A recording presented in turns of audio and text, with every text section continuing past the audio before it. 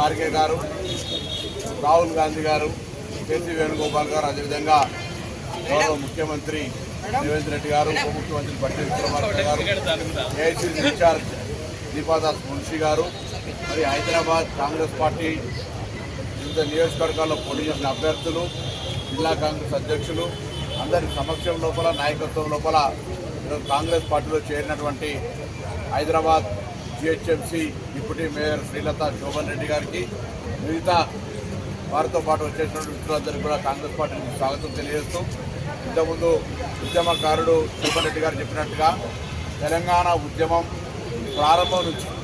దాదాపు 24 సంవత్సరాలు పార్టీలో ఉన్నప్పటికీ కూడా నూతనంగా అధికారం అనేటువంటి అంశంకు సంబంధించి పార్టీకి ఉద్యమానికి సంబంధం లేనటువంటి వాళ్ళకి ఇవ్వడంతో సరి అయిన ప్రాధాన్యత ఇవ్వడం కోరుతోటి, అదేవిధంగా ఈరోజు నూతనంగా ఏర్పడ్డ కాంగ్రెస్ ప్రభుత్వం తెలంగాణ ఇచ్చిన పార్టీగా, తెలంగాణ తెచ్చిన పార్టీగా ఉద్యమకారులకు లేదా అమరులకు గుర్తింపు ఇవ్వాలి, ఉద్యమకారుల కుటుంబాలకు సంబంధించి గౌరవం తెలంగాణ వాళ్ళ ద్వారానే వచ్చింది. ఈరోజు తెలంగాణ అమరుల శవాల మీద పేలాలు ఏరుకున్న ప్రభుత్వం వాళ్ళ పట్ల నిర్లక్ష్యంగా వ్యవహరించింది. వాళ్ళకు న్యాయం చేయాలనేటువంటి ఆలోచనతో ముందుకు వేస్తున్న సందర్భంలో నేను ఈ ఉద్యమకారుడైనటువంటి శోభన్ రెడ్డి గారిని, వారి శ్రీమతి శ్రీలత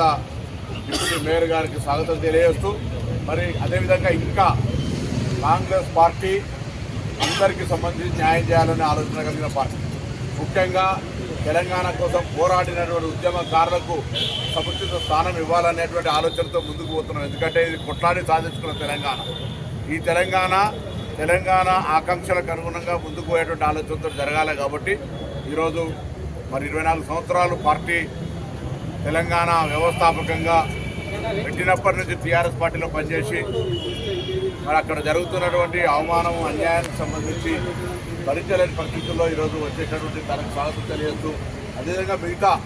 ఎవరైతే మీకు అక్కడ సరి అయిన విధంగా రాజకీయంగా కావచ్చు, అక్కడ ఉండే పరిస్థితుల లోపల జరుగుతున్నటువంటి పరిణామాల పట్ల కాంగ్రెస్ పార్టీ చూపెడుతున్నటువంటి ప్రజా సంక్షేమ కార్యక్రమాలు కావచ్చు, తెలంగాణ పట్ల, తెలంగాణ అభివృద్ధి పట్ల ఉన్నటువంటి చిత్తశుద్ధి కావచ్చు,